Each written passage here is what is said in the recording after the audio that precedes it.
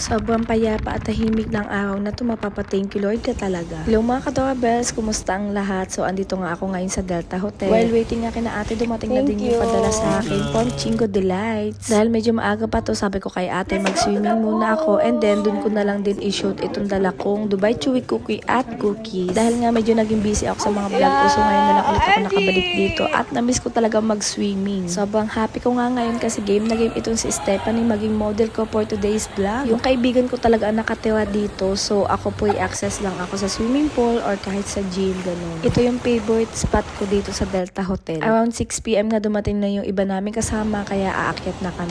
Takam na nga to si Steph sa cookies, kaya pinakain ko na siya, at saka to si Kuya Ian. At in fairness naman, nagustuhan naman nila yung mga cookies from Chingo Delight. For Dubai Chewy Cookies, sila naman yung kasama ko sa shoot. Dami palang pag-giveaway ni Jen at may regalo pa siya sa akin nung birthday at Christmas. At after nga namin mag-dinner, ito shot puno na. Shot puno. Favorite ko pa naman tong pulutan, sausaw sa suka. Sabi ko, nag-iisip na ako. Pag nabuo ng girlfriend ko, mahirap to. Walang-wala sa isip ko. Ang kanyang bewang. Nakita ko siya. Naka-underwear.